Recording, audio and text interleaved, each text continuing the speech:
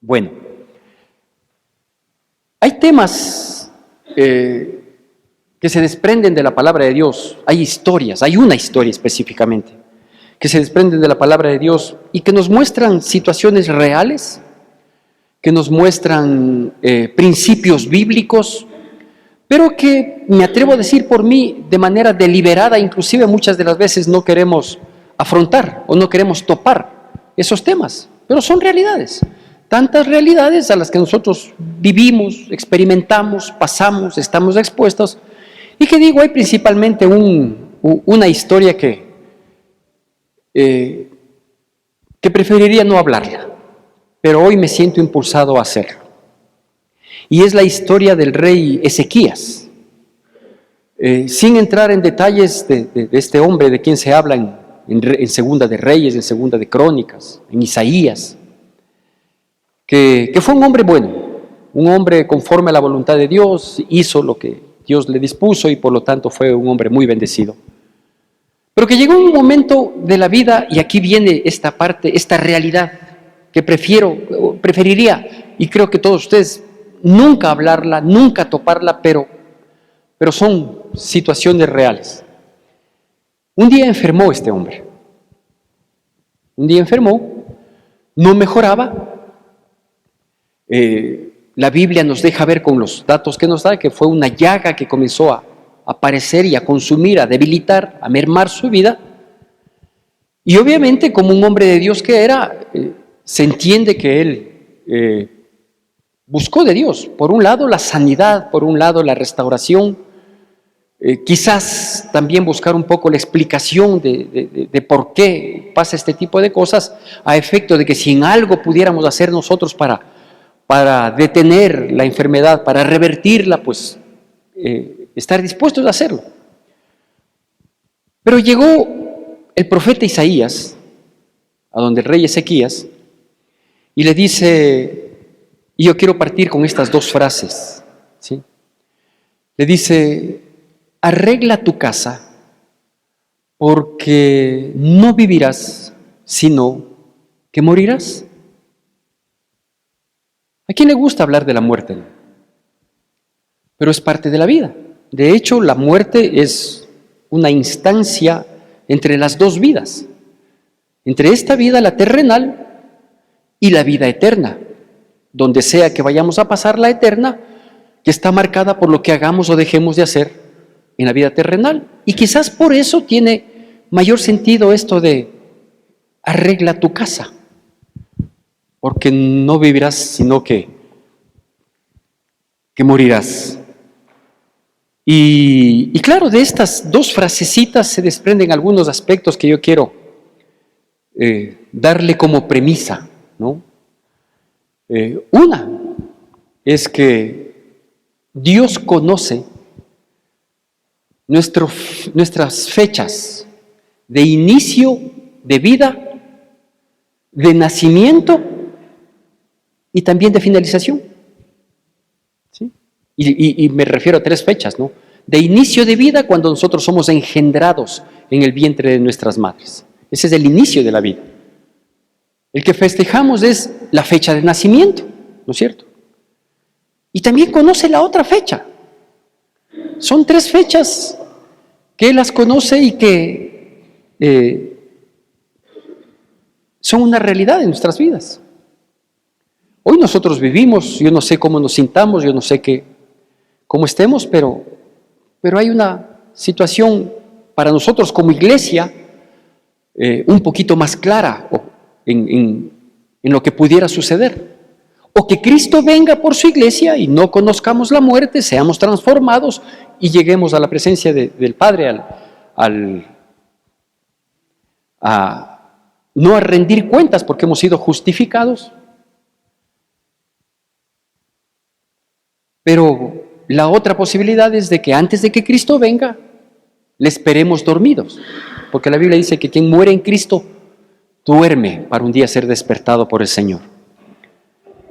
Otra realidad que se desprende de esta situación es que todas estas fechas dependen totalmente de Dios.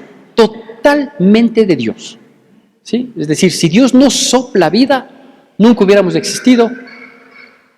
Y la fecha que menos nos gustaría,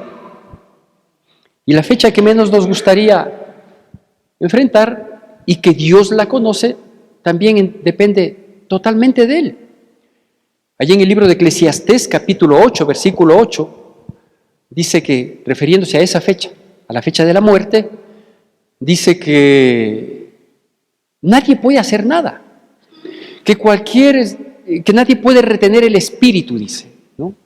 Y que cualquier arma que uno pudiera ocupar en la guerra no sirve de nada frente a esto, ¿sí? Es más, menciona y dice que ni aun la impiedad librará a quienes la tienen. Es decir, está hablando ni aun los muy suspicaces, los que han escapado a muchas cosas en la vida, han hecho mal y nunca fueron sancionados en esta vida, se aprovecharon y nunca fueron identificados. Aún esa suspicacia, esa impiedad, no sirve de absolutamente nada. Porque digo, estas fechas dependen enteramente de Dios. Otra de las cosas que se destaca aquí, ¿no? Y en esta partecita de la historia de Ezequías que me permití comentarle, que estando él enfermo, fue el profeta Isaías y le dice: arregla tu casa, no vas a vivir, vas a morir. La historia continúa, obviamente, no concluyó ahí, hubo una extensión de misericordia de parte de Dios para con Ezequías, pero cuando le dice, arregla tu casa, hay mucho que entender. Le está diciendo, oye, trata de, al menos al saber que vas a concluir y que la fecha está cercana, por favor, queda bien con todos. Trata de tener paz, de reconocer tus errores, o sea, pon en orden las cosas. Y pensaba, yo digo, qué importante es, yo soy de ese criterio, así fui criado y hoy mantengo esa situación de que qué importante es tener siempre, hablando específicamente de la casa, es decir, del inmueble, de los bienes que tenemos en una casa, qué importante es tener siempre la casa bien arreglada, porque hay veces que llegan visitas inesperadas, ¿cierto? Y a veces no alcanzamos a última hora, si es que hay mucho desorden, si es que si es que hay mucho por hacer y no lo hemos hecho por mucho tiempo, es posible que en algún momento nos sorprenda una visita y no tengamos el suficiente tiempo para arreglarla. Claro, eso nos traería vergüenza, eso nos traería molestia, pero hablando de la vida, que a eso se refería Isaías cuando le dijo a Ezequías, Dios me dice que arregles tu casa, estaba diciendo, examina bien las situaciones que quizás has tenido toda la vida para ponerlas en orden. Y no sé si tu orgullo, tu necedad, tu manera de pensar, no te ha permitido arreglar. Entonces, arregla. Siempre habrá algo en la vida que tengamos que ajustar, que dar algún ajuste. Y claro, todos sabemos que vamos a morir. Y preferiríamos no saber la fecha.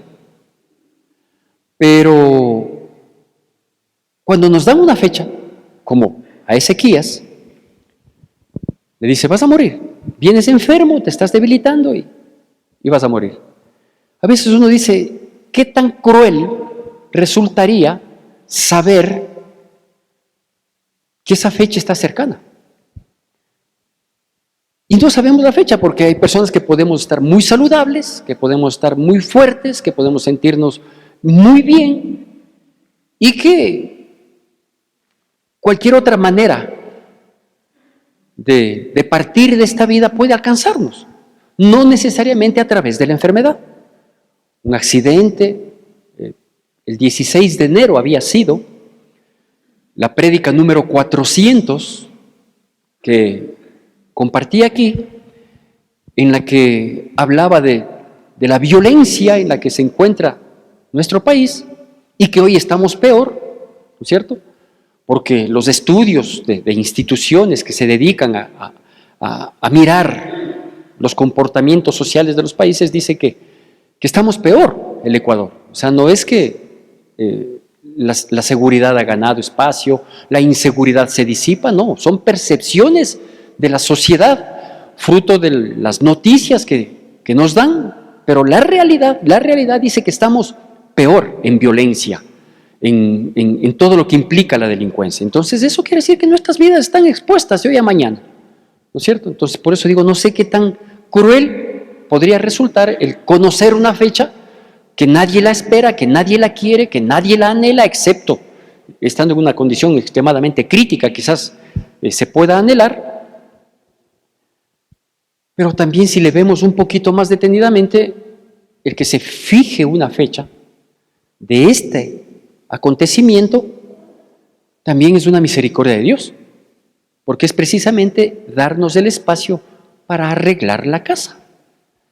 De tal manera que la advertencia que pudiera parecer tan cruel termina siendo una misericordia extendida de Dios. Y obviamente la última consideración, la última consideración que se hace al respecto es que en realidad Dios es eterno, de Él depende todo y nosotros somos por demás transitorios, ¿no? Por demás transitorios. Hay un salmo que habla de esto y que es el que le voy a dar lectura y le pido que usted preste con atención este salmo, que habla precisamente de esta transitoriedad, de esta temporalidad de nuestro paso en esta vida terrenal. Y es por eso que en esta vida terrenal tenemos que hacer las cosas tan bien, pero tan bien, que escojamos bien el destino eterno, ¿no? O sea, uno no puede jugar con algo que es eterno. Yo quiero pasar la eternidad con mi Señor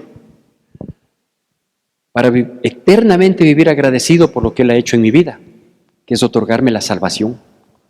Caso contrario, la eternidad era una condenación, era un sufrir terrible, sin expectativa alguna de que algún rato cambie. Le pido entonces que vayamos por favor al Salmo 90 y tiene 17 versículos, los voy a leer todos. Le pido que preste la atención debida porque habla mucho, ¿sí? Y vamos a destacar algunos aspectos de esta porción de la palabra de Dios. ¿Tenemos todos, amén? Salmo 90, siempre con atención y con la debida reverencia que merita la palabra de Dios. Dice así: Señor, tú nos has sido refugio de generación en generación. Antes que naciesen los montes y formases la tierra y el mundo desde el siglo y hasta el siglo, tú eres Dios. Vuelves al hombre hasta ser quebrantado y dices: convertíos, hijos de los hombres, porque 1000 años delante de tus ojos son como el día de ayer que pasó y como una de las vigilias de la noche. Los arrebatas como con torrente de aguas, son como sueño, como la hierba que crece en la mañana florece y crece y en la tarde es cortada y se seca. Porque con tu furor somos consumidos, con tu ira somos turbados. Pusiste nuestras maldades delante de ti, nuestros hierros a la luz de tu rostro. Porque todos nuestros días declinan a causa de tu ira. Acabamos nuestros años como un pensamiento. Los días de nuestra edad son 70 años, y si en los más robustos son 80 años. Con todo, su fortaleza es molestia y trabajo, porque pronto pasan y volamos. ¿Quién conoce el poder de tu ira y tu indignación según que debe ser temido? Enséñanos de tal modo a contar nuestros días que traigamos al corazón sabiduría. Vuélvete, oh Jehová, ¿hasta cuándo? Y aplácate para con tus siervos. De mañana sácianos de tu misericordia y cantaremos y nos alegraremos todos nuestros días. Alégranos conforme a los días que nos afligiste y los años en que vimos el mal. Aparezca en tus siervos tu obra y tu gloria sobre sus hijos. sea la luz de Jehová nuestro Dios sobre nosotros y la obra de nuestras manos confirme sobre nosotros. Sí, la obra de nuestras manos confirma. ¿Qué dice estos 17 versículos? Pero antes de destacar ciertos aspectos, ¿por qué hago relación la situación de Ezequías, del rey Ezequías, con este salmo? Porque la expresión del salmo, que no es sino la expresión de la situación emocional que se vive en un momento de la vida, encaja plenamente en Ezequías, ¿no? Comienza a meditar respecto de lo que es la vida, el Salmo 90, ¿no? Dice, tú eres Dios, siempre has sido Dios, pase lo que pase, sea lo que sea, suceda lo que suceda, de generación en generación, tú eres Dios. La gente puede decir que tú no existes, todo puede pasar, pero eso no le desmerece a Dios. Y por lo tanto, en Él está el control de todas las situaciones. Yo le decía de estas fechas, de nuestras vidas, pero en realidad es de todo, de absolutamente todo. Primera cosa. La segunda cosa, o otra de las cosas que nos habla, dice, Dios en tu infinita misericordia, el versículo 3 específicamente dice, en tu infinita misericordia, tú nos quiebras con el propósito de que nos convirtamos. Pero la gente no entiende así. Yo mismo no entendía así. Que a veces nos pasan situaciones tan duras, tan difíciles, pero que el propósito es volvernos a Dios, no solo llegar a Dios como un bombero y decirle, Dios mío, ayúdame por favor en esta situación. No, dice, la idea es que nos convirtamos, que transformemos nuestras vidas, que esas crisis, que esos dolores, esas quiebras, tal como dice la palabra en el versículo 3, sirva para reenfocarnos, para redireccionarnos y para comprometernos y afirmarnos. Y eso se llama misericordia de Dios. El dolor a nadie le gusta, el quebranto a quién le gusta, la dificultad. Pero si eso va a ser el inicio, o es la oportunidad que Dios nos da para encaminarnos en Él, termina siendo bondad, misericordia, favor, gracia. Otra de las cosas que habla y habla constantemente en estos pocos versículos, dice que Dios puede cortar nuestras vidas porque está irado. Y eso ya sucedió allá en el Edén. Dios les dijo, no me fallen, no coman de ese árbol, porque el día que de él comieren, ustedes morirán. Y lo que van a vivir fuera de mi presencia es terrible lo que van a vivir fuera de mi presencia. Dice, ¿quién se puede sostener delante de tu ira, Dios? Es una ira que la provocó nuestro pecado. Y dice, por eso es que nosotros, no consideramos la vida como deberíamos considerar. Por eso cometemos tantos errores y a veces hasta nos mantenemos en los errores, en la manera de ser, justificados por palabras vanas, ¿no? Así soy, a mí nadie me va a cambiar. Qué cosa, ¿no? ¿Cuántas veces Dios nos ha quebrado para cambiarnos y no, así soy? Y dice cosas como la que yo quiero comentarle hoy. Quizás uno de los versículos más destacados, o que a mí me llamaron más la atención en estos tiempos, es el versículo 12. Dice, enséñanos de tal modo a contar nuestros días que traigamos al corazón sabiduría. Aclarando además algo que es increíble, ¿no? Y que es tan real hoy. Versículos antes del 12, dice que los años que nos corresponden de vida, y entiéndase, de vida activa, de vida buena, de vida fuerte, son 70 los establecidos por Dios. Dice, los más robustos, los más fuertes, quizás en la misericordia de Dios, porque manejaron bien sus vidas, porque no lastimamos nuestros cuerpos, porque, en fin, no tratamos de vivir en paz. Dice, los más robustos quizás lleguen a 80. Pero de ahí en adelante, dice, todo es molestia y trabajo, porque ya aparecen las enfermedades, las debilidades, en fin, hay un sinnúmero de situaciones que a la vida le vuelven invivible. Y a eso quizás me refería cuando yo digo, ¿quién piensa en la muerte? ¿Quién anhela la muerte? Bueno, hay gente que sí. Hace pocos días se se aceptó en nuestro país por parte de la Corte Constitucional un pedido de una persona que tenía tal condición de salud que decía, por favor, acepten la eutanasia, ¿sí? O sea, la condición del enfermo de poder tener una muerte digna, porque ya no puede tener una vida digna, porque la condición de salud no le permite vivir en dignidad. Enséñanos a contar de tal modo, a contar nuestros días, que traigamos al corazón sabiduría. ¿Cómo me permití llamarle a esta prédica? Esta prédica se llama La casa arreglada. La casa arreglada. ¿Y por qué me inquietó este tema? Permítame contarle una experiencia que estoy viviendo. Hace aproximadamente 2 años, abril, mayo del año 2022, quizás algunos de ustedes recuerden, mi esposa tuvo un quebranto de salud terrible.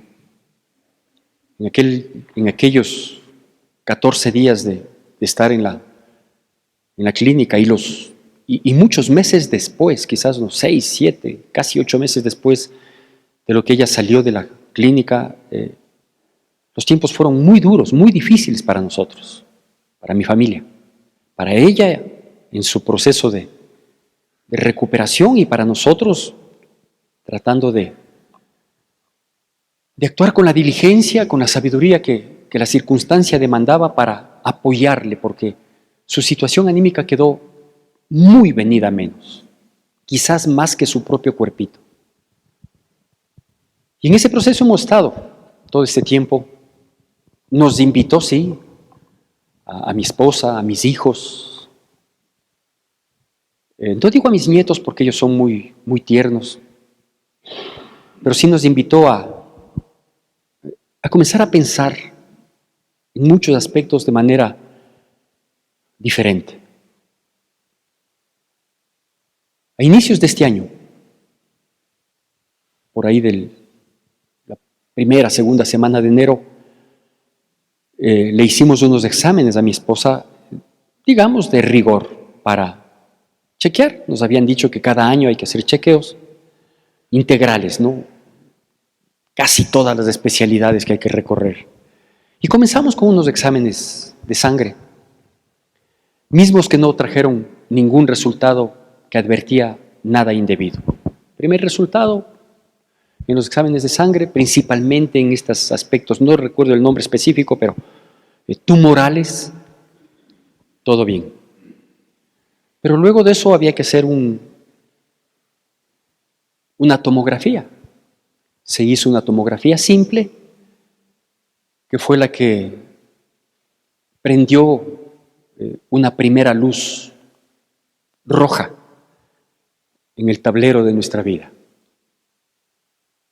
Había que, y hay que agotar todo lo que humanamente sea posible. La salud de mi esposa nunca fue buena. En pandemia tuvo un declive terrible, que hemos tratado de salir, a la postre de sostener nada más. Y esa fragilidad de salud impide que uno pueda caminar con la rapidez que la situación demanda, haciendo exámenes de uno a otro, porque no hay cómo hacer este examen, porque hay primero que cuidar esto. No hay cómo hacer este otro, porque primero hay que cambiar esta medicación. No hay cómo. Y eso nos ha detenido. 3 semanas, que han sido 3 semanas anterior a esta que estamos concluyendo, de angustia, de zozobra, de impotencia, porque queríamos saber qué pasa y no, que primero esto, que primero. En esta semana que estamos concluyendo, pasamos en la clínica 4 días. porque fue recomendación de 3 de los tantos médicos que teníamos y que tenemos que visitar. Dijeron, ¿sabe qué? Mejor que le ingresen a la clínica y ahí vamos dando los tratamientos, cada uno en sus especialidades. El día miércoles de esta semana por fin se logró hacer uno de los procedimientos que estaba pendiente. Una tomografía contrastada. El contraste afecta mucho a los riñones. En las personas sanas no hay problema, pero mi esposa tiene uno. Porque el otro le sacaron hace 2 años, junto con aquella masa cancerígena que apareció ahí. Hoy le hicieron este miércoles el contraste. Y luego de eso, o mejor dicho, en el mismo día y aprovechando de la hospitalización de ella, había que hacer una biopsia misma que ya no se la hizo. Porque después de mirar los resultados del examen de la tomografía contrastada, consideraron los médicos que no es pertinente, que no es primero necesario y luego podría terminar siendo perjudicial. Porque volvieron a aparecer unas manchitas en los pulmones, volvió a aparecer una masa en el espacio que dejó el riñón izquierdo que fue extirpado. Y la consideración de endocrinología, oncología y nefrología dijeron no podemos hacerlo. ¿Cuál es el siguiente paso, doctor? No podemos hacer una cirugía porque la masa que está en el costado izquierdo, donde su riñón fue extirpado, está sobre una arteria y eso sería fatal. Porque los múltiples nódulos que aparecen en los pulmones son muchos, pero son muy pequeños y el pretender tomar una muestra para biopsia podría herir el pulmón y ser fatal. La condición de salud de su señora no muestra una fortaleza física. Su organismo no está en las condiciones como para poder hacer una quimioterapia, una radioterapia. Así que tenemos una sola alternativa. No conozco todavía. De mañana en 8 tenemos la cita con la oncóloga para que nos explique. Pero el resumen en definitiva es este. Dice, hay que dar cuidados paliativos para prolongar lo que más se pueda la vida con un buen estilo.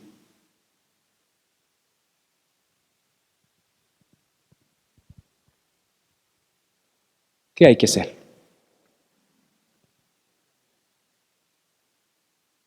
La conversación que tuvimos esa noche, porque obviamente pasé las noches con mi esposa, las 24 horas con mi esposa.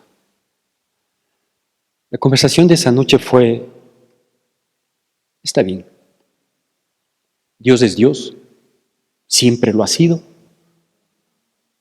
Lo que hemos recibido de Dios, de manera personal, familiar, en el ámbito físico, económico, espiritual, es tanto.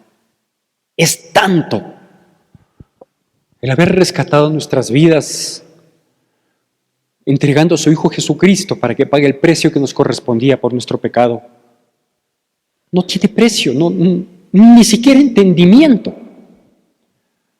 El habernos permitido mirar a nuestros hijos encaminados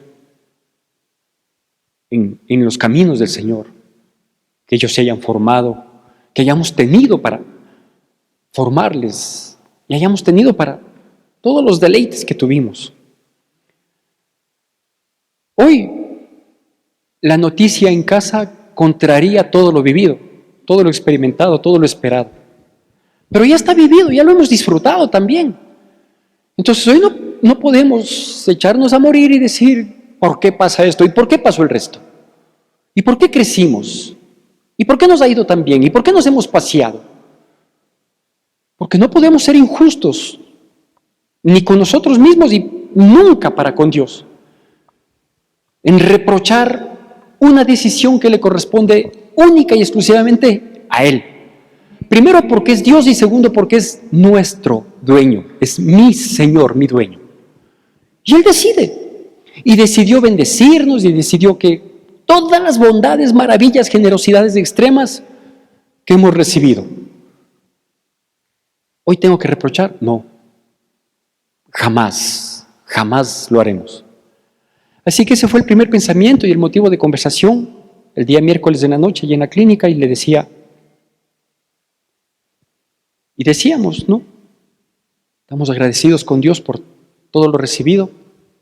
¿Creemos en los milagros? Claro que creemos en el milagro. Estoy pidiendo, estoy rogando, suplicando, clamándole, gritándole a Dios por un milagro. Claro que sí. No es que tampoco me rendí, no es que digo, hermanos, hay una fecha. No, Señor. Yo sé que hay una fecha para todos. Pero también tengo que saber que debo orar con los pies en la tierra. Y que son cosas que a todos nos van a pasar. Y que entiendo que es misericordia de parte de Dios el que nos advierta que hay una fecha medianamente cercana, no sé. Quizás apelando a la oración de Ezequías, que dice que se volvió de todo corazón a pedirle a Dios, extendió 15 años más. Ahí vamos. Ahí estamos. ¿Qué tenemos que hacer? Ver que la casa esté arreglada. Ver que la casa esté arreglada, porque si en su infinita misericordia el Señor nos ha advertido, obviamente, la advertencia no es que nos trajo gozo, alegría, satisfacción y plenitud, pero sí entendemos que es misericordia de parte de Dios, que nos invita a sumarnos a esta exclamación del versículo 12, ¿no? Que Dios nos otorgue sabiduría, que Dios nos enseñe a contar nuestros días con sensatez, con humildad, con sinceridad. Hoy no es tiempo para nosotros para decir, no, nosotros sí hemos sido medianamente buenas gentes. No, hoy yo tengo que pedir la confirmación de Dios, de decirle, Señor, si en algo he fallado y si sigo fallando, Señor, si algún momento afecté a alguien, porque así es.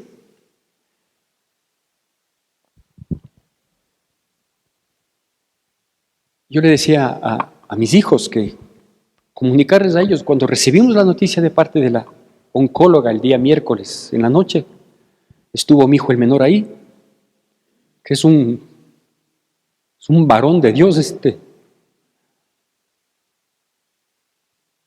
Él al día siguiente tuvo que salir de viaje por motivos de trabajo. Cuando ya nos dieron el alta el jueves en la noche, vinimos ya muy en la noche, tipo 9 de la noche, llegamos acá. Al día siguiente, a primera hora, comunicar a los hijos. Lo hicimos con mi hija en la mañana, lo hicimos con mi otro hijo en la tarde-noche del día viernes. Pensar qué pasa por sus corazones. Lo único que les hemos dicho es, si esa es la voluntad de Dios, la aceptamos, porque su voluntad es agradable y perfecta.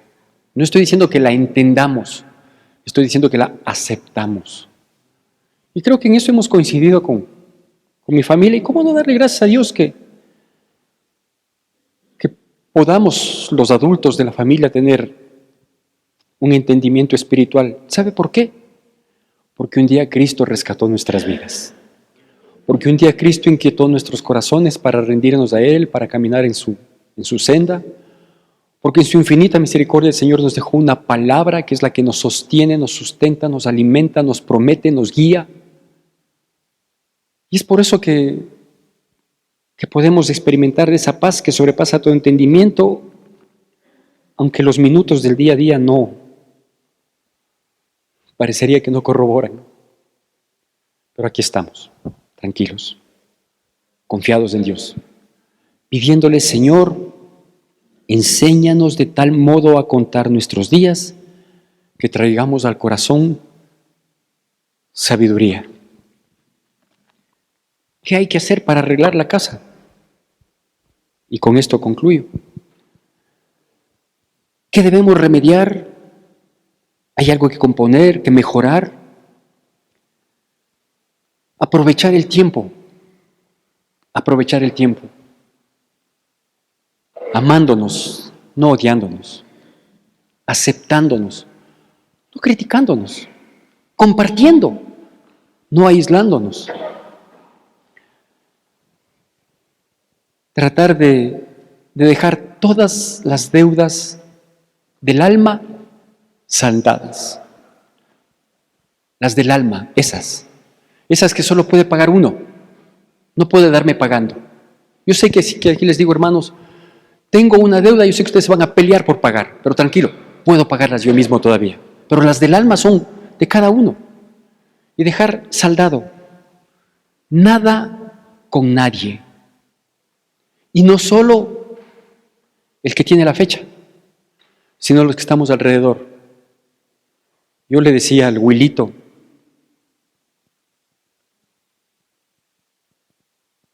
no quiero que se me malentienda y por favor, solo apelo a la misericordia de ustedes.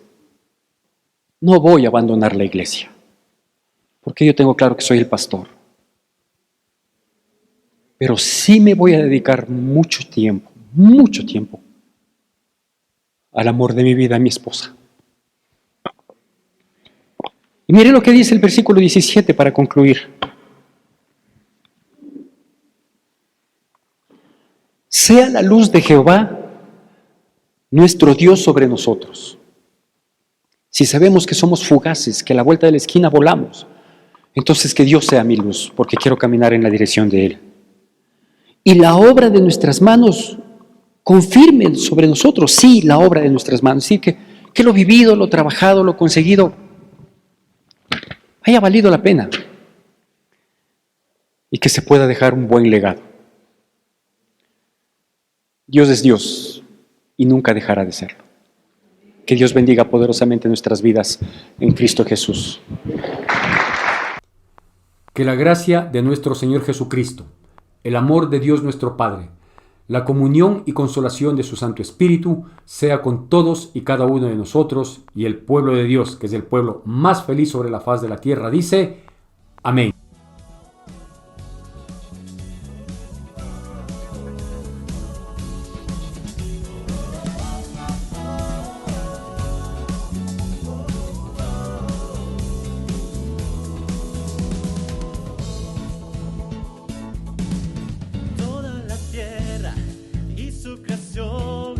Se rendirán ante tu trono, Dios, y toda lengua te confesará